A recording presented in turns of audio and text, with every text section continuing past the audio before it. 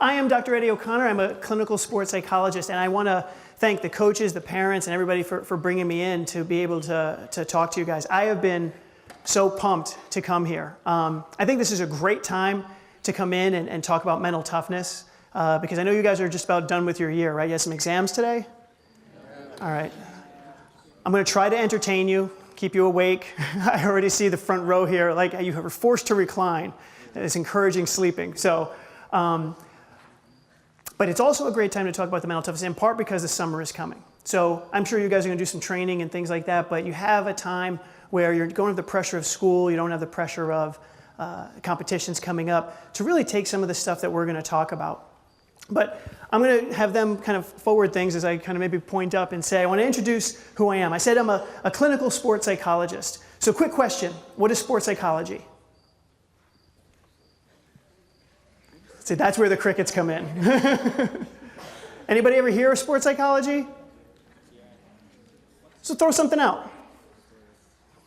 Okay, you. Kind of like the mindset dealing with sports? Mindset dealing with sports, yeah. So a clinical sports psychologist, basically what my training is I absolutely work with athletes on mental toughness to be their very best, how their thoughts and their emotions will influence their physical performance. As a clinical sports psychologist, I also specialize in the things that get in the way. What are some of the things that get in the way of sport performance? Guesses? I heard somebody? Drugs? Well, that's actually very true. Performance-enhancing drugs and addictions, certainly I sometimes see some of that. Let me ask, what do you guys sometimes struggle with? We're a small group, let's be honest. Yes, sir? Schoolwork can get in the way? Schoolwork, life stress. You're right, you're not just athletes. You have families, you have friends, you have other responsibilities, and sometimes our life can get in the way. Within sport, what are some of the challenges? Injuries, injury rehab, deal a lot with that. Fear of re-injury when you're coming back. What else do we deal with? Anybody get nervous? Like 80% of what I do with athletes one-on-one in my office is performance anxiety. Anybody ever get nervous about their performance? Yeah. Okay, all right, good. I want to be sure I'm talking to the right group. So anyway, as a clinical sports psychologist, that's what I do. I'm also an athlete in high school, or former athlete. I ran track, and then I've got more into Tough Mudders. I did 4 of them. My oldest son is 16, and he turned 16 on Thursday, so on Friday we're doing a Spartan race, so I'm excited about that.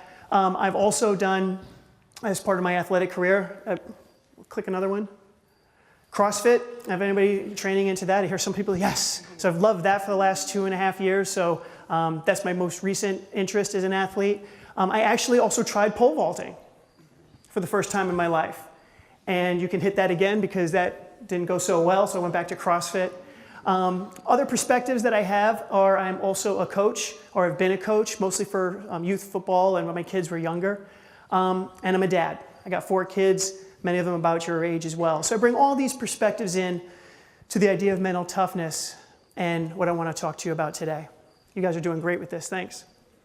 So, our goals today, to define what mental toughness is, to go over the very best mental toughness skills that I teach my athletes one-on-one. I'm going to give you the very best of the things that we do to bring up your mental game, to make you more mentally tough. And I want you to do it as individuals, to take care of yourselves as individuals, to develop this, so then your teams, as a collection of mentally tough individuals, become more mentally tough teams.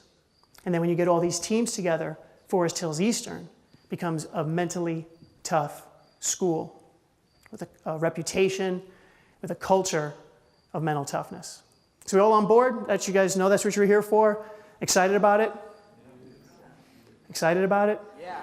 All right, thank you, thank you. All right, so let's get started. I got questions for you. What percentage of your game, your sport, is mental?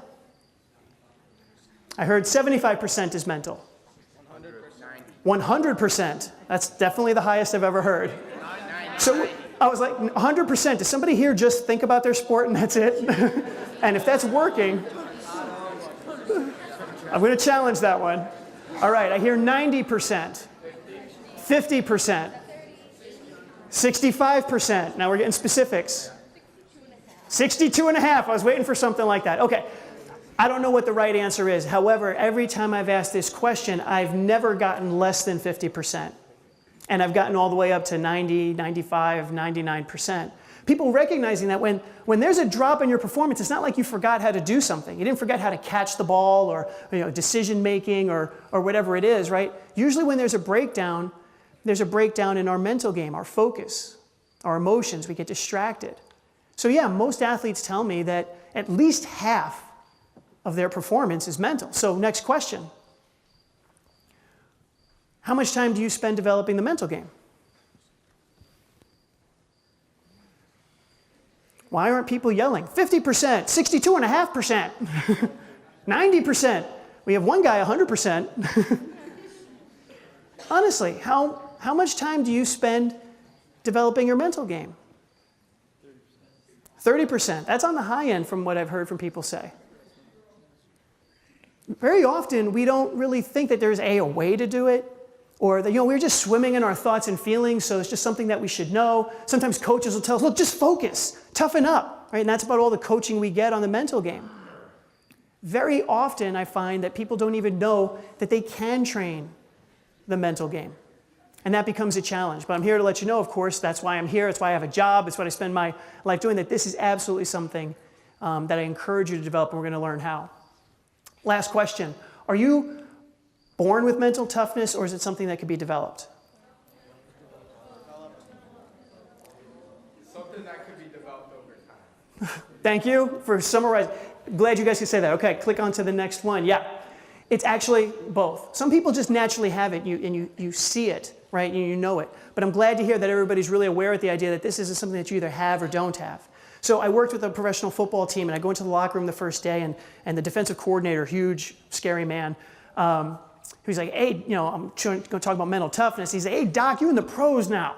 He's like, these guys, these men, they are mentally tough. And I was like, yeah, well, but they're also big and strong and fast, but you guys are still working out, right? It's relative. So I got a definition of mental toughness here. Having the natural or developed psychological edge that enables you to be better than and more consistent than your opponent in remaining determined, focused, confident, and in control under pressure. Now, there are a lot of definitions of mental toughness in the literature and in people that I talk to, but this one is absolutely my favorite because I think it captures just about everything. Right? If there's something that you think about psychologically that either gets in the way or something that you need under adversity, I think it usually falls under one of these four topics. Have agreement? You guys like this definition? Yeah. Anything that's missing or you think that would capture it better? No? This is it? All right, good, because this is what the presentation's about. So let's get on with that. I break it down into the categories. Mental toughness. Let's start off with what it means to be determined. Yeah, I might capture some of you guys in here. The internet's a great place for pictures. Is that you? Or I see faces. Okay, anyway, what does being determined mean? This works, and I will point at people and call you out. Determined. Very good. You set your mind to something and you achieve it. Other things? When you think about somebody who's determined, what does it look like? Not giving up. Good. You make a decision. Nothing will stop you. And I like to think of it as more of commitment. Commitment means you do something no matter what. But you have to start off with an idea of what exactly it is that you're going to commit to. So that idea of making a decision and then no matter what going forward. Now, let me ask you another quick question. We get caught up a lot in motivation. You kind of saw that I was going to be presenting to the coaches later about motivation. But what's better, motivation or commitment? Like if you had to have one, which one would you pick? Commitment. Why? Long term, right? Motivation comes and goes. Somebody else said something? That's why, yeah. You say you agree with them? Yeah, commitment is very much like determination because it sticks. I like that idea of no matter what. Yes, sir? You have to be willing to do it so you can get better at the skill. That's a great point. If you don't have determination, when adversity shows up, you kind of fall apart, and perseverance is absolutely something that's needed. So yeah, I do think that commitment's better than motivation. And as we'll be talking about a lot here, and somebody has suggested over here, it's because your emotions come and go, and we can't always rely on them. All right, so that's what the determination is. Let me ask you some questions. Have you ever felt sick or tired and want to stay home, but then go to school or practice anyway? Okay, how about the next one? Have you felt frightened, but act confidently anyway. All right? How about the next one? Let me get people to read it. I don't want to keep turning around on you. What's the next one? Yeah, ever think you can't, but surprise yourself? Yeah? Okay, how about the next one?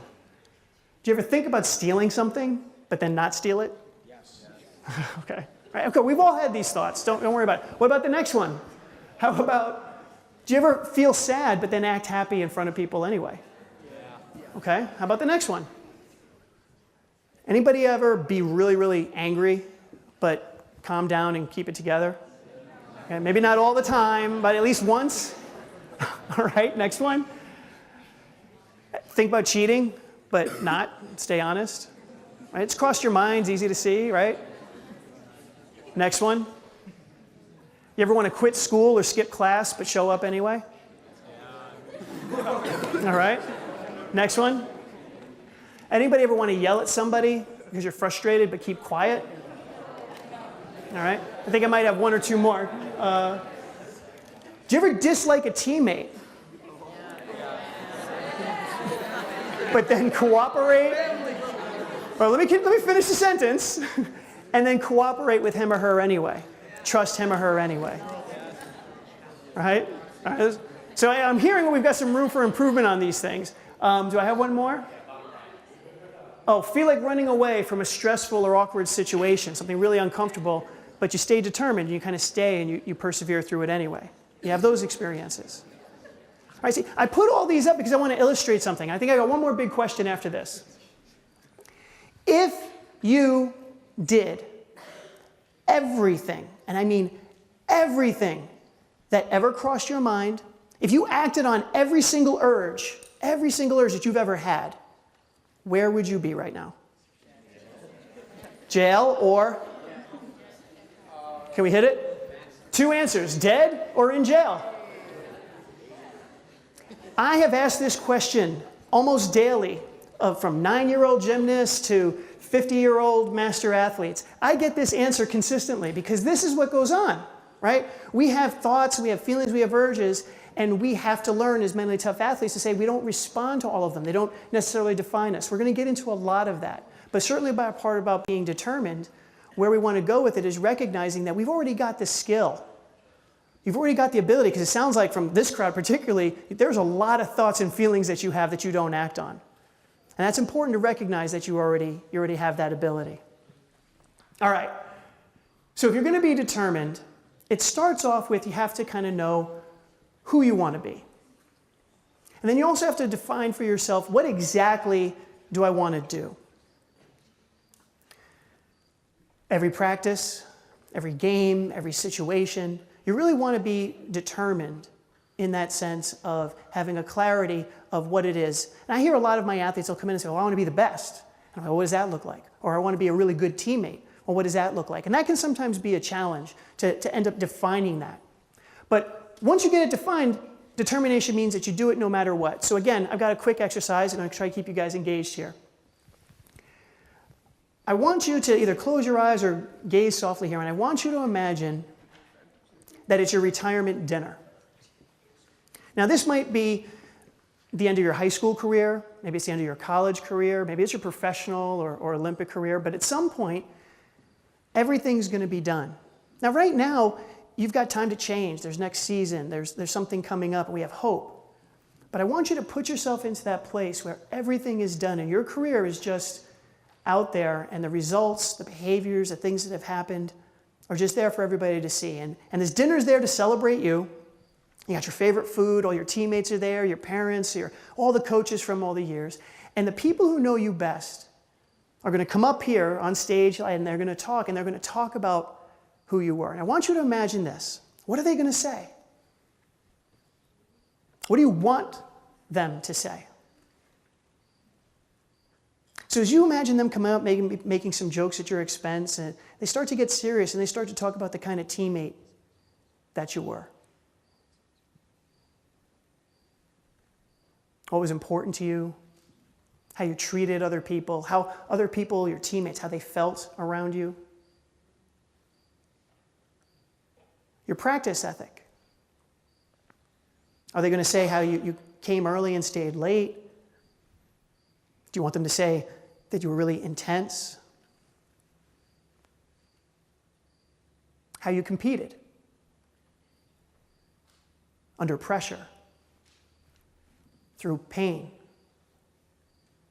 Your sport's hard. Training is hard. Competition is hard. How did you respond to that challenge? The bigger adversities, like the bad calls, the injury we were talking about earlier, how do you rebound from those? I want you to take a minute and concentrate on what you want people to say, and then compare it to maybe how you've been playing and practicing and treating teammates and dealing with adversity up to this point. See if they match or if they're different. Because if you keep going the way you're going to get what you always got, and so maybe what they're saying at the end of this speech isn't really what you want to hear up to this point. But that's why we're here today, because if you do recognize that there's a difference between what you're doing and what you want them to say, today's the day that you start to change it. So what does that start to look like? Teammate practice, training, competition, adversity. Where is it that you're thinking, I got to make a change so that when it's all done and I have to just look back, they're going to say exactly what I want to hear based on what I do.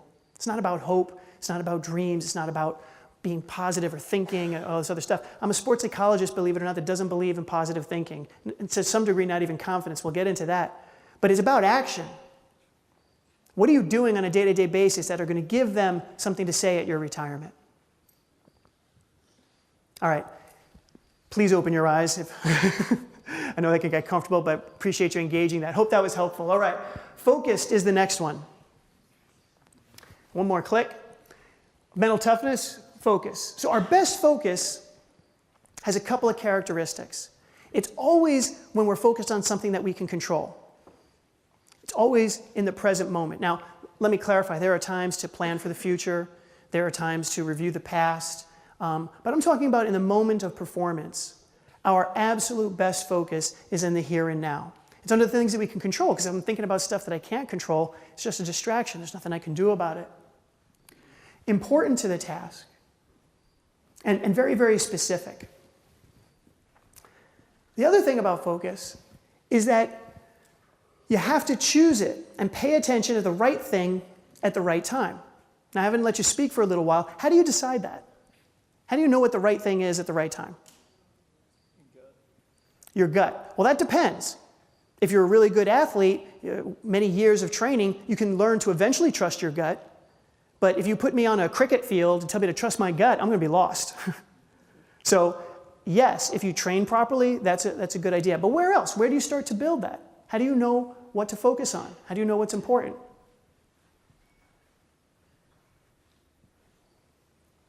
Look at other people. You can look at other people who are successful. You can certainly talk to them. There's a big answer that I'm looking for. Practice. Who typically leads the practices? Coaches. Coaches should be a great resource for you. And it's been amazing to me that I hear a lot of the times my athletes will talk about, well, yeah, I get drilled. I know sort of the skills that I have to execute. I know kind of what the play is. But at any given moment in time, I'm not really sure what I should be thinking about. So I want to open that up to you guys, because I know your coaches know. You've got a great team of coaches here. They know how to play the game. But what I often find is that athletes don't always know what exactly should I be paying attention to? Where should I be guiding my eyes or my ears? So one of the big suggestions is start to have that conversation. So focusing on the right thing at the right time. I also want to hold you a little bit more accountable and responsible here. Because sometimes, very often, athletes say, oh, I just lost my focus on that one, I'll get it next time, and they move on. And I'm here to challenge you to say you don't lose focus. You don't lose focus. You choose the wrong thing at the wrong time. Now, why would we do that? Because it just screws us up. Why do we choose to focus on the wrong thing at the wrong time?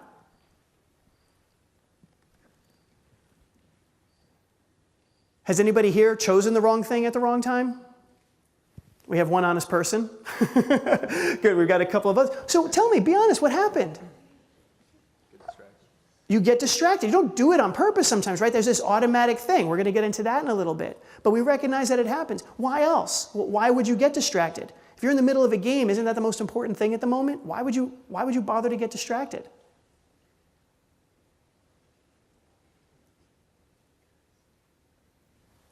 Oh, I didn't see your hand. Yes, thank you. You're emotional.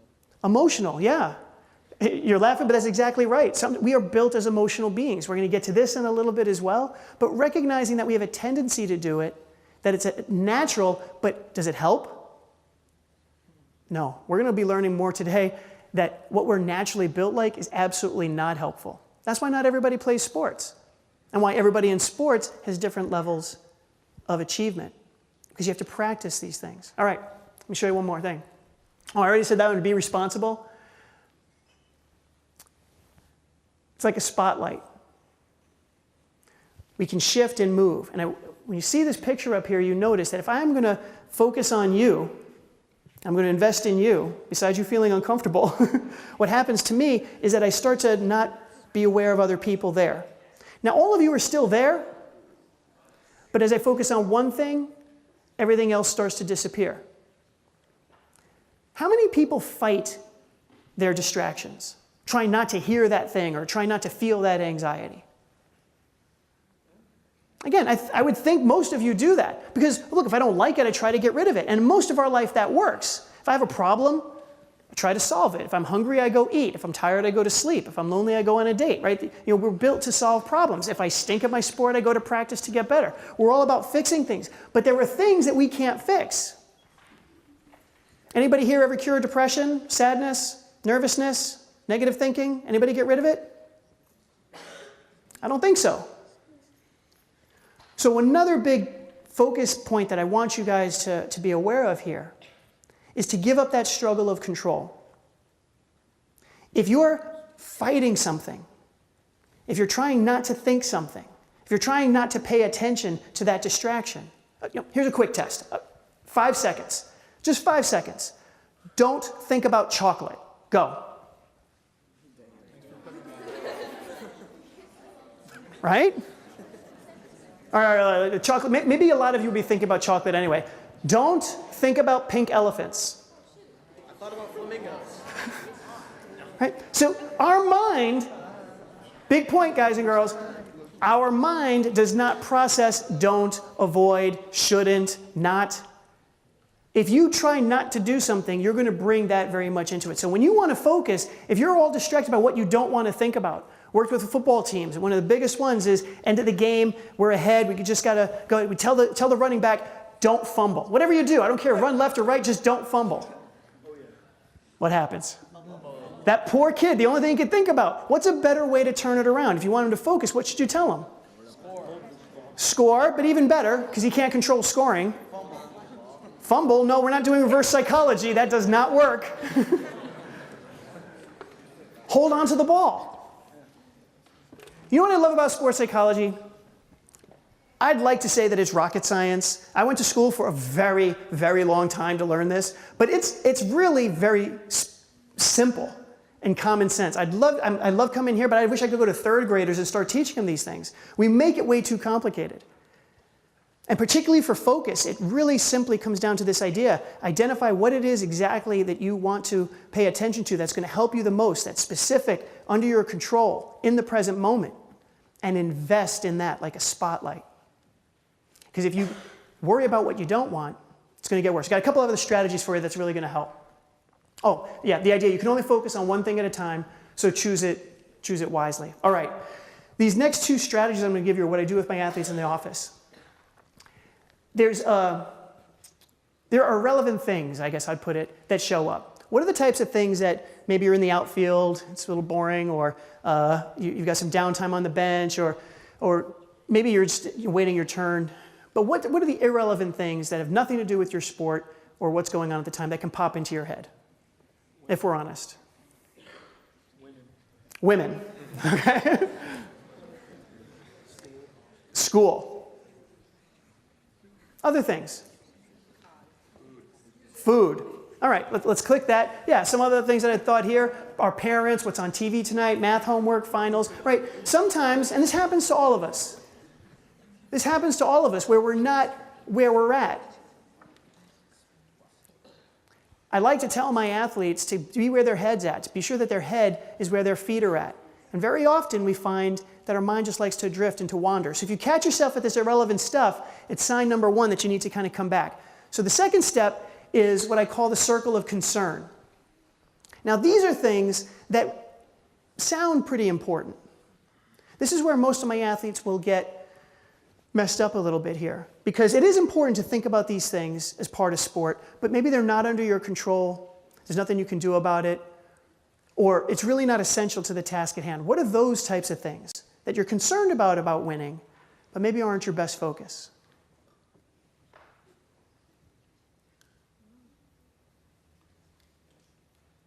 How your teammates are playing? Very good. How your teammates are doing, being responsible for them. Who said that? I want to give credit. Thank you. Nice job. Yeah, the answer was that I get distracted by what my teammates are doing. Maybe I don't trust my teammate. Are they playing their position? I'm not playing mine. What else? That's one.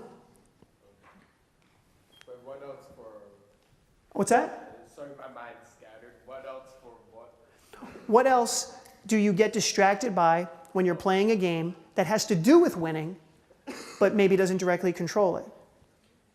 Maybe sometimes you're thinking about you're going out for yourself. You could have personal things, yeah, about how am I going to do? What mistakes am I going to make? I don't want to embarrass or let my team down. That's a big one. Anybody here worry about the score? Anybody ever get distracted by the score? I'm like, come on, guys, let's wake up. You know this stuff, the score. Anybody here ever worry about the coach and what he or she might say? Anybody have parents that they're trying to impress or feel responsible for? How about weather? Anybody ever have to have like cross-country run or something? It's raining, you don't really want to do that, or field conditions. How about equipment or swimmers who the pool is too cold? Am I making all this up, or am I talking to what you got one? Yeah. Maybe refs. Yes. Anybody ever experience a bad call? Yeah. Anybody ever get upset about it? If we can click, has thinking about this stuff, getting mad about this stuff, ever helped you? But yet we feel called to do it. We feel really brought into it. This is the circle of concern. This is where I want you to recognize that if I'm in any of these areas, yes, they're important, right? You might have a coach or a parent or a friend be like, look, that doesn't matter. And you know darn well it matters. You know that if they didn't blow that call, we would have won that game. But there's nothing that you can do. And I'm not saying that it's fair. And I'm not saying that you have to get over it. I'm not even saying that you have to be happy about it. All I'm saying is that if that's where your head's at, it's going to hurt you. So we want to go into the circle of control. What do you think that might mean? Exactly. If you'll click it twice. You see it's kind of like a target here. But the only thing that's in the circle of control, right in the center, is what you can do. We only control our actions. And to a certain degree, we can control how we think and feel. But as we've just established, we don't really control all of that. For example, if I told you all that the next person you see when you go outside the room, you have to fall madly in love with. I don't care who it is that you see. I don't care their age, their gender, whatever. But the next person you see, you have to fall. Could you do that? Yes.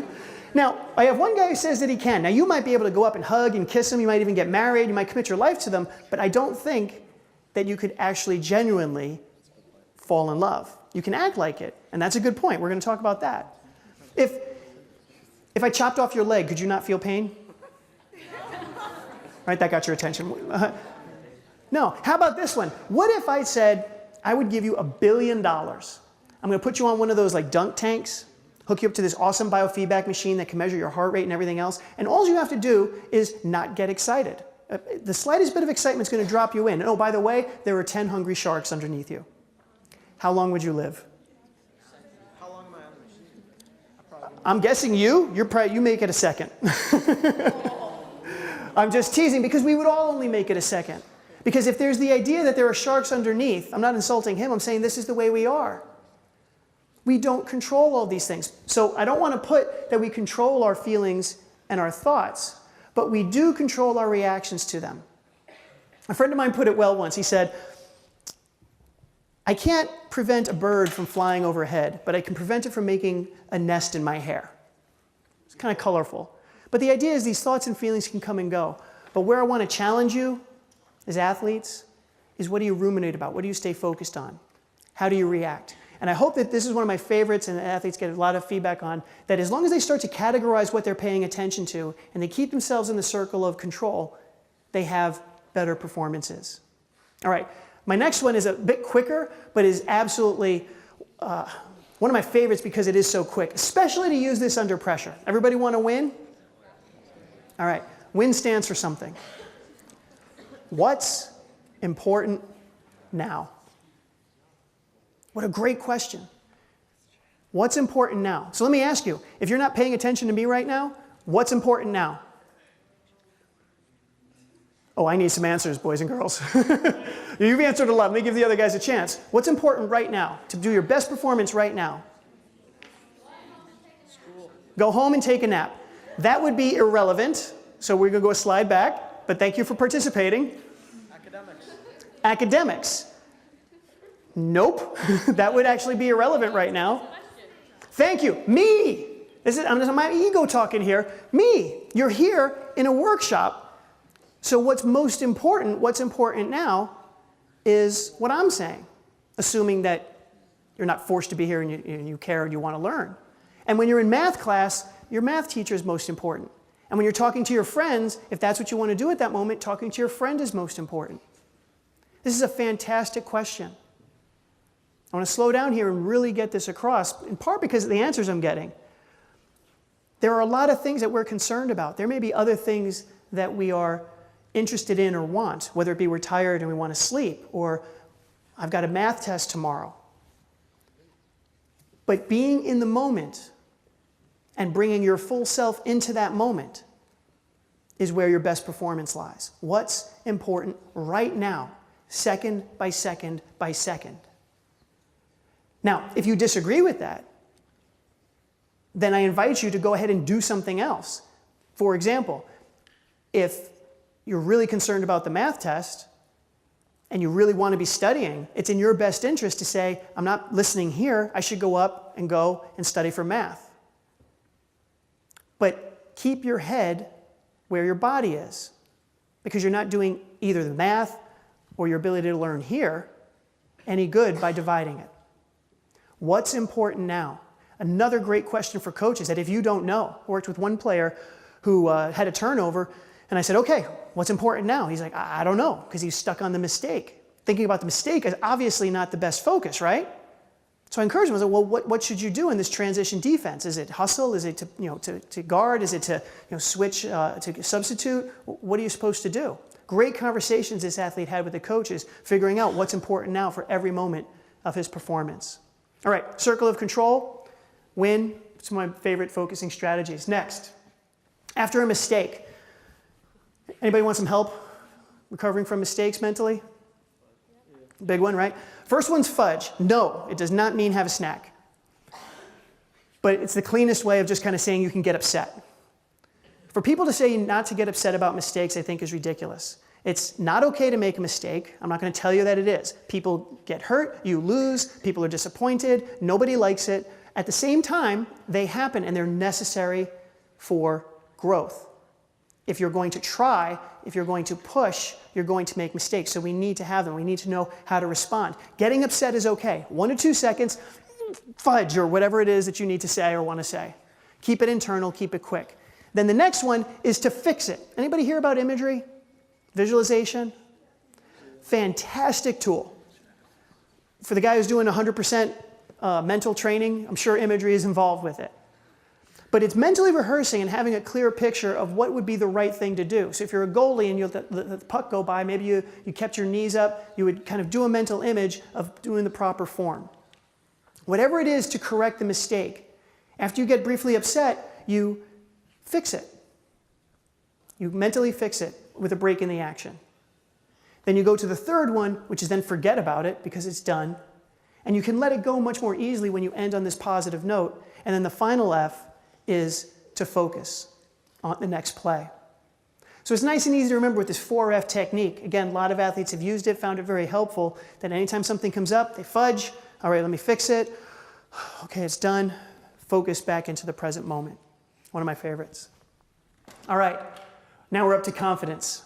This is the section I've been looking forward to getting to.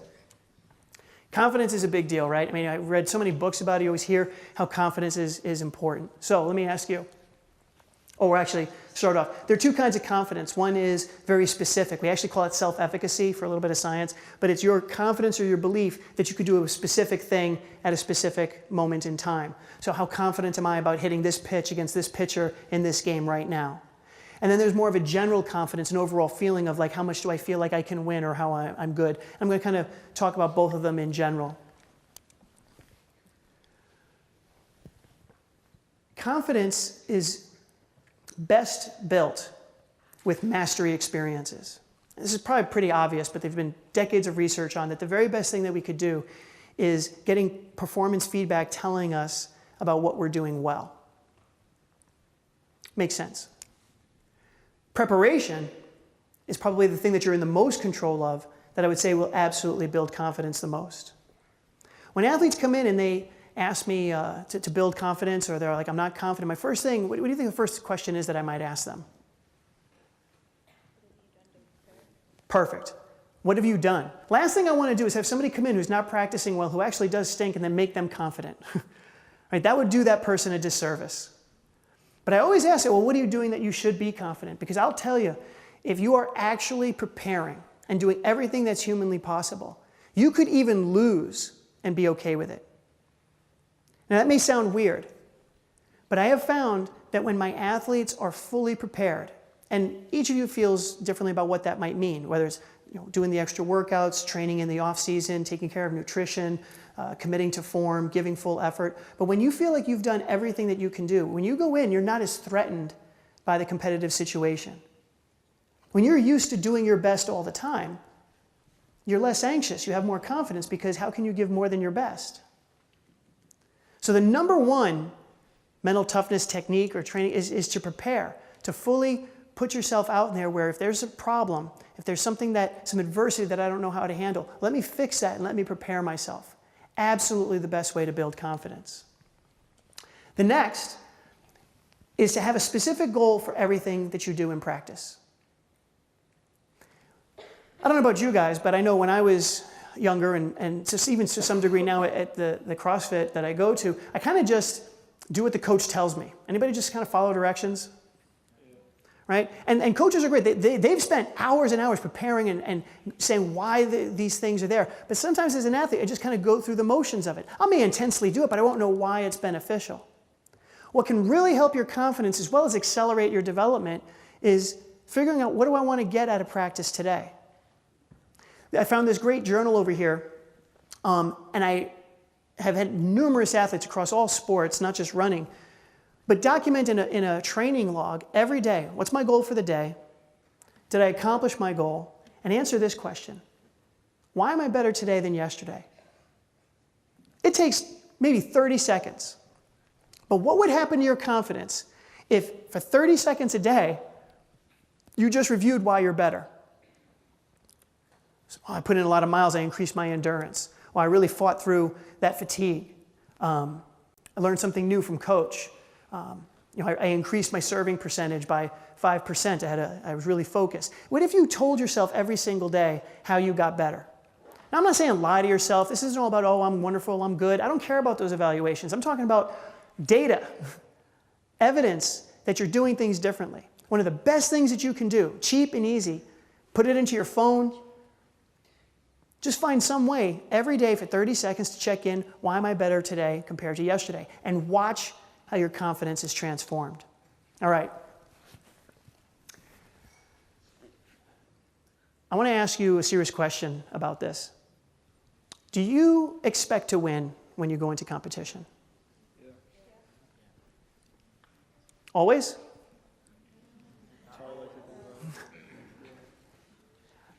I'd like to think that sometimes, well, maybe it depends. I mean, if you're in this situation here, do you think they both expect to win? Let's continue. I want to ask you about East. I see the faces, right? I'm hitting hard, right? Let's be honest. I'm going to talk about the elephant in the room. When you go to play East, 125 championships, 16 different sports, do you go in there being like, I'm going to kick their butt? I'm going to win? You do? All right. How about the next one? What about when Grand Rapids Christian comes?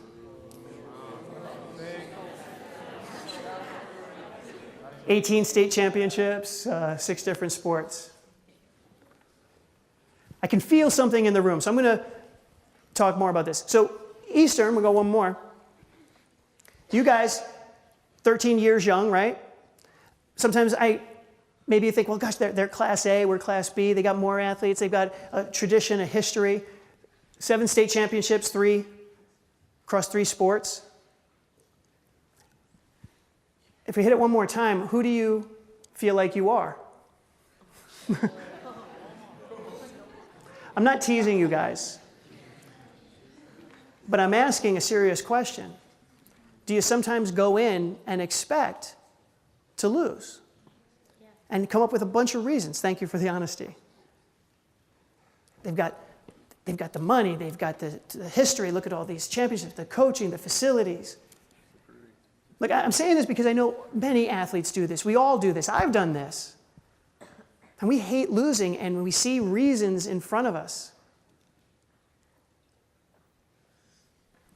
Let's go one more time. If you expect to lose, something happens. If I'm not going to win, why am I going to bother trying? Right? My effort just goes away. You see that kid up there, if he can make it out, like, he's just having a good time. He's not really doing sumo anymore. If you expect to lose, you're going to be focused on the wrong things. Remember, don't think about chocolate, don't think about losing. And your body's going to follow that. You're going to be more apt to make mistakes. Anybody hear the term self-fulfilling prophecy? What that basically means is the more I think about what I don't want, I end up doing things that kind of create the very thing that I don't want. If I don't want to lose, and I'm thinking, gosh, or maybe I'm thinking that I might, my energy is just drained. I play in fear. I play timid. I'm scared because this is a horrible feeling. It affects what I do. I don't believe in my coaches and my teammates. If I'm going to lose, well, why bother trying anyway, right? Sport is hard. What you do is difficult. In training every day, and if I'm not going to win, that's why we play the game, to win. So if I don't have a chance to win, why bother? Right? This is normal. This isn't you guys. I'm not picking on you guys. This is normal. We all go through this. Now on the other side, if you expect to win, I don't want to say that you should all go in and be like, yeah, I'm going to win. I'm like, well, let's be careful. Because we know that's not guaranteed either. Look at this guy, the big guy there. He's not taking it seriously either. You've seen teams and athletes who expect to win, and then they go in, halfway. I don't have to give full effort. Play sloppy. This is how upsets happen. Right? Upsets are real, right? The person who's supposed to win doesn't always win. Maybe the majority of the time, but not always. So I want you to throw these expectations out. Let's hit it one more time.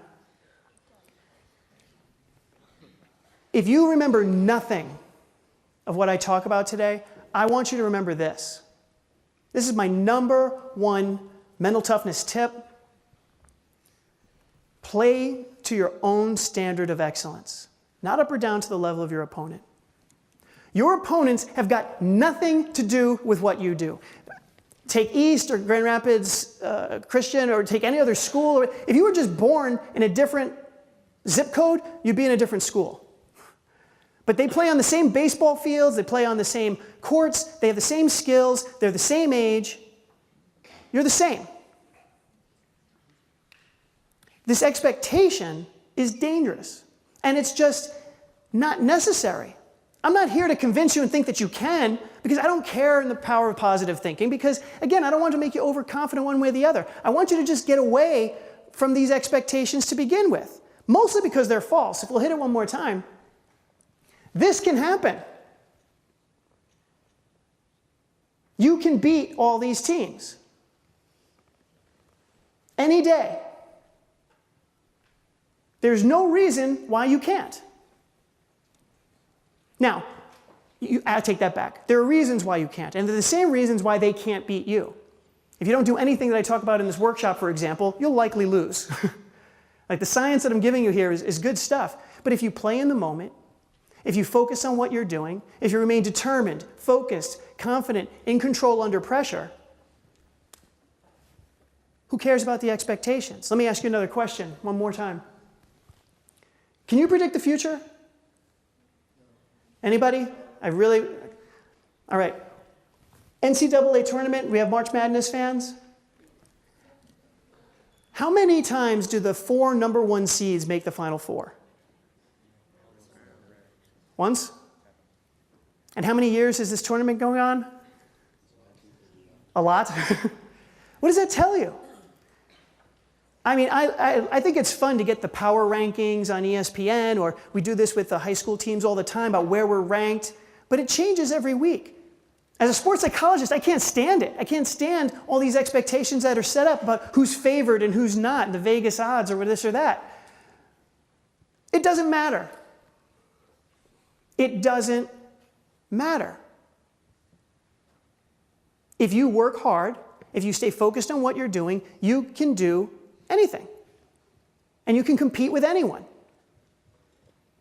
Expectations, we either live up or down to them. So you have to be very, very careful about which ones you're allowing in. So I don't want you ever to be concerned about your opponent, no matter who it is. And this goes in both directions. If there's a team that's coming in, you think you're going to whip their butt, I still don't want you to pay attention to it. It's not okay in that direction either. It doesn't matter. What matters is you tuning into what you need to do at the moment. Focusing on your job, your assignment, your technique, your effort, your hustle. Whether you're competing against Olympians or third graders, I don't care. And I don't want you to care either. Your opponents have nothing to do with your job and your performance. You feeling me? All right. I think I have one more point. Oh, sport integrity is another way that I like to put it. If you really get into your head the idea that there's a certain way that I want to perform and play, and I'm going to do that no matter what, it really helps kind of block it out. You don't get as distracted by other people. I probably shouldn't admit it, but I'm a Buffalo Bills fan, which I don't think they've been to the playoffs since any of you have been alive.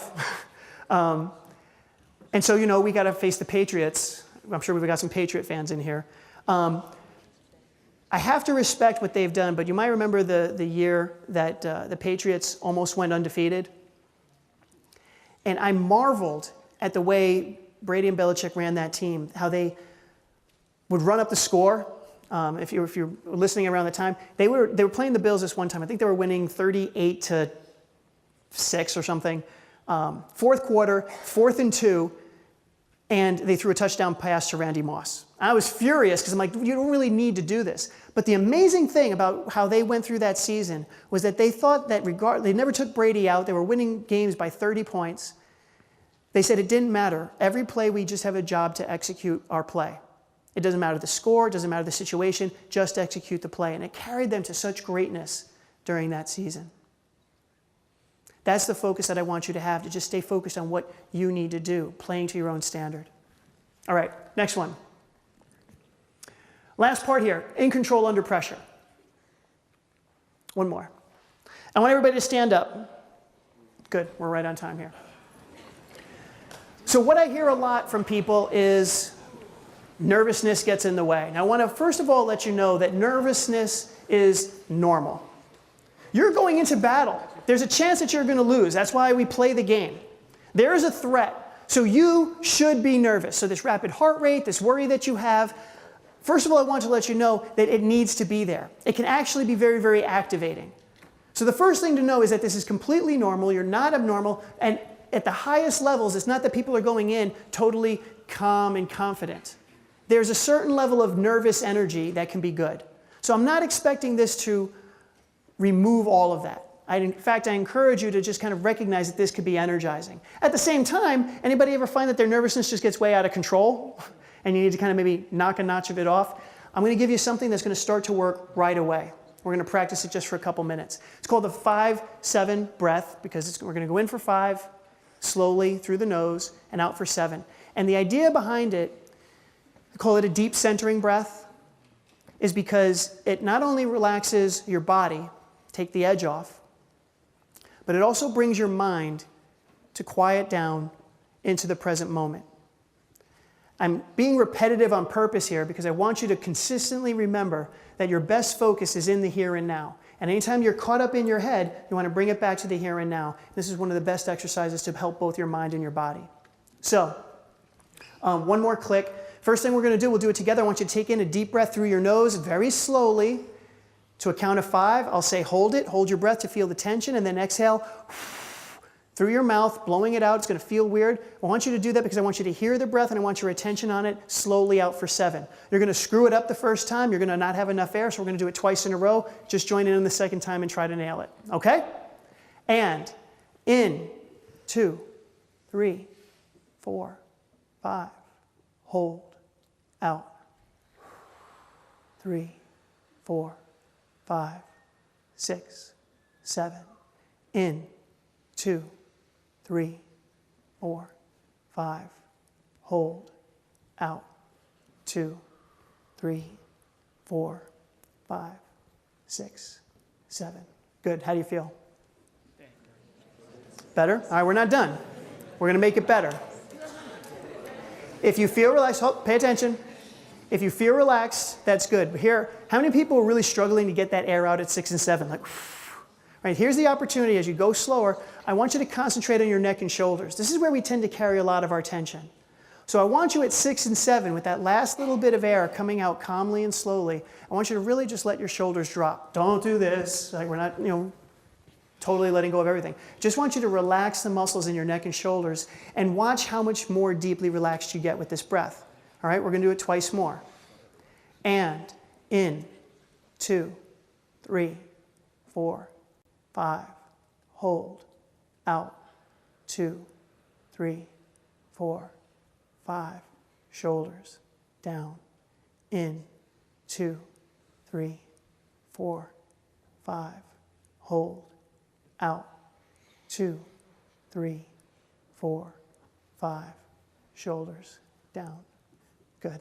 How do you guys feel? Better? All right, you can take a seat. So click it one more time. Step 1 was the 5-7. Step 2 is to drop the shoulders. And then the third one, that on the exhale, you have some options. You can either just focus on a word, a cue word like calm, relax. I worked with a football team, and as they were doing this, they thought, as they were exhaling, kill, because on defense, they had to kind of be like a coiled spring and get ready to explode. Worked with some swimmers who would think about, a reach or fast. You might have noticed that as you were exhaling and your mind was calm, you kind of have a nice blank slate. How many people have struggled with maybe some negative thinking and then you're supposed to think positive, but it's really hard to switch? Right? I think we all have. If I'm so much holding on to negative thinking and you give me a positive thought to hold on to, I can't really start thinking positive until I put down the negative. And this is a fantastic technique, as you see, where it's very neutral. It's just observe the breath in the moment. It's kind of like you're not holding on to anything. And then it gives you the freedom to then refocus on what's important now. Like how I link that together? What's important now? And so a cue word for your performance as you lower into ready position, whatever that might be in your sport, is a great way to get yourself recentered. Fantastic to focus the mind, relax the body under pressure. Next.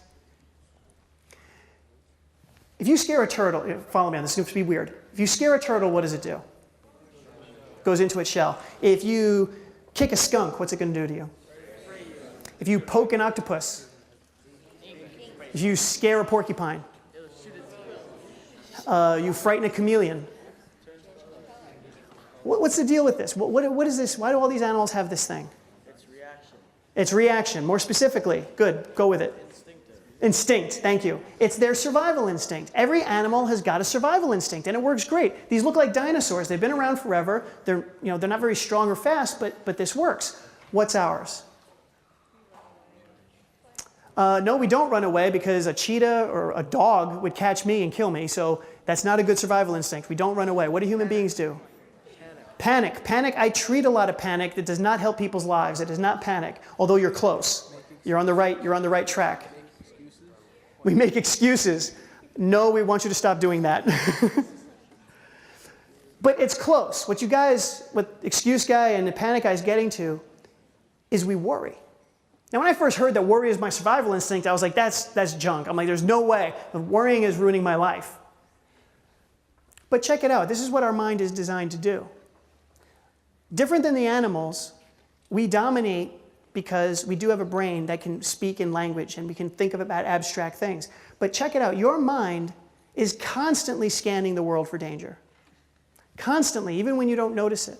Like when you go across the street, I hope, what's the first thing that you think of? To look both ways because you don't want to get hit by a car.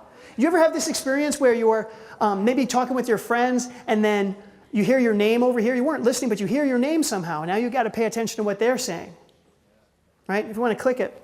The idea is that our mind has one job, and it's to protect us, is to look for danger, and to tell us what could go wrong, not what will go wrong. Let's hit it again. There we go. And one more time. Our mind is not our friend, and it's got a job to do. And it's simply to keep warning us of danger. To tell us that we might want to watch out for this. Have you guys ever been in a fire alarm? Right? Like dozens probably, right? How many times, anybody here ever been in a fire? Not often. That's kind of the way I want you to think about your thoughts. It's like a fire alarm that's always going off. Hey, the more you love something, the more you care about something, the more your mind's going to warn you about it. This is what I mean is normal. But your job is to decide if you're going to believe it or not. Every fire alarm that goes off, you want to pay attention to it and say, gee, I don't know, do I smell smoke or do I feel heat?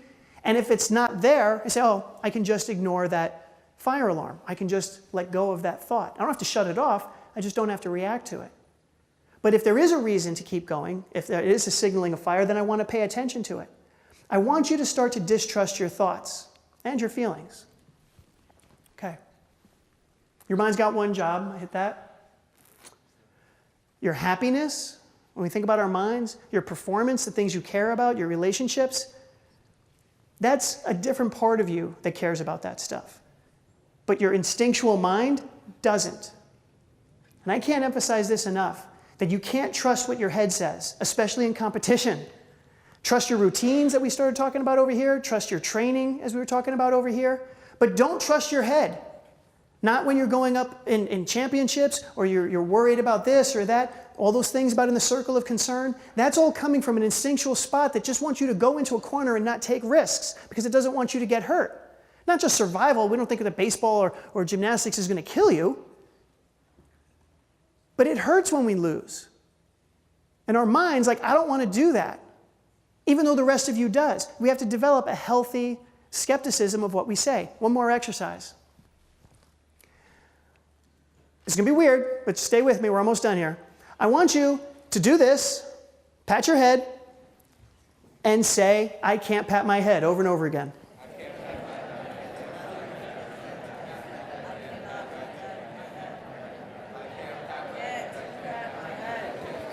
I can't pat my head. I can't pat my head.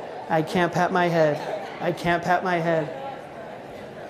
All right, keep patting your head. Now think it. In your heads, think it. Really try to believe it. And notice what it feels like to pat your head while you're thinking that you can't pat your head.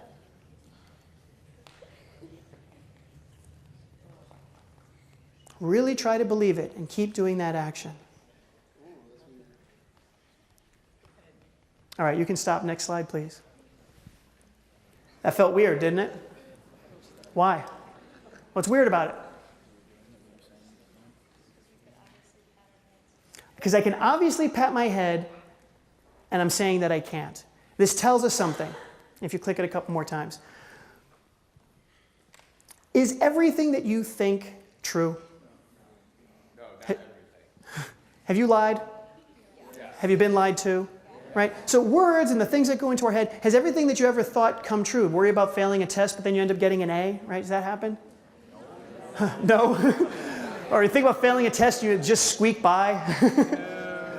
Right? The idea is that certainly Certainly, the things that go in our head very often don't reflect reality. But every time I do something, did it happen? Yeah. And there's something objective about it. And what we're going to start to learn here, what's the job of your mind again? To protect yourself. So your mind's got an agenda. It's just simply telling you what could go wrong, not what will. We got to get that mistrust. Notice that it's not the presence of these thoughts that determines anything. I didn't see one person think, I can't pat my head. Oh my gosh, my arm. Ah, what'd you do to me, O'Connor? Thank you. Right? It's not the presence of thoughts. It's how much we invest in them. Let's go back to these expectations. If you think you're going to lose, you're probably going to lose because you believe it. You make it happen. But you don't have to get rid of the thought, I can't pat my head, in order to pat your head. They're independent. This is incredibly important. What does this have to do with your performance? Before I tell you, how is this going to help you? Think about everything we've talked about right now. How is not investing in what you're thinking going to help you play better? Thank you. It's going to get rid of a lot of distractions. I'm going to invest my time, my attention, and my energy into only the things that matter. Click it. We're getting towards the end here. We like it when our thoughts, feelings, and actions all go together. I said before, if I'm hungry, I might feel that, have an emotion of hunger. I will think I better go get a sandwich, and I will walk to the refrigerator, and it works, right? When they all go together. We don't like it when they're separated, but what you demonstrated to me is that you can think in one direction, I can't pat my head, while you actually do the exact opposite and pat your head, and you have a third emotion going a different way, thinking, this is weird, what the heck's he getting at? Right? It's an uncomfortable feeling because our thoughts, feelings, and actions are independent. This is tremendous information for you because, let me put it this way, your sport doesn't care what you think and feel. Your coaches might, your parents do to a degree, right? But sport's objective. Whoever scores the most points wins every time. You can do that depressed, you can do it anxious, you can do it tired, you can do it fatigued. Nobody cares from a sport perspective. The sport itself, the ball, the net, nothing, it doesn't care what you think and feel. It only matters what you do. And if your thoughts are primarily guided towards protecting you, you can't trust them. You don't want them leading you. Anybody here got labile emotions that come and go? Mood swings? You're our teenagers, right? Right? We all do it. We all have it, even as adults. We can't trust our emotions. They're untrustworthy. What we can trust is what we value, what's important to us, and we trust our actions. If we can hit this, kind of just keep clicking through as we go through. What I want to show you is that you can think I can't do this, feel discouraged, and end up focusing anyway. You can think I'm going to lose, feel hopeless and timid, and execute the play anyway. You can say, wow, gosh, those opponents, they look good, and you can feel nervous about it, and then you can go out and use proper technique anyway. You can think, I don't want to make a mistake, and you can be bored with what you're doing, and you can do those boring drills with full intensity and effort anyway. You can even, I don't want to disappoint my coach, my teammates, or my parents, and you can feel tired and sluggish, and you can hustle anyway. Because your thoughts and feelings are independent of what you do. If you bring that determination back and commit to what you want to do. Very end here.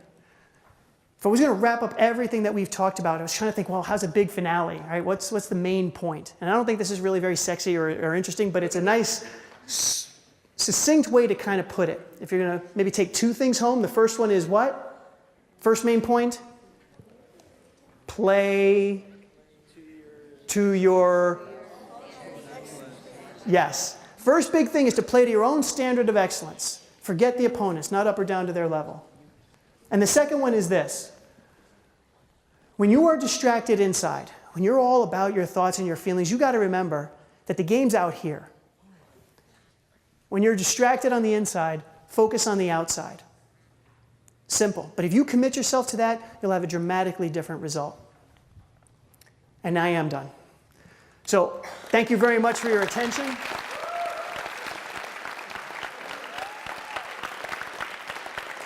I have got some handouts on the table, so I took notes for you. I'm on a bunch of social media. I've got Mental Toughness in 60 Seconds. I just talk. So if you like the things that I'm saying here, I've got about 95 videos posted. Follow me there. We can stay in touch that way. Once, twice, 3 times a week. It's a resource for you guys. I've got a Mental Toughness newsletter that, again, gives you more of this information. So take this stuff and stay in contact. I look forward to seeing you guys next season. Have a great summer. Appreciate your time.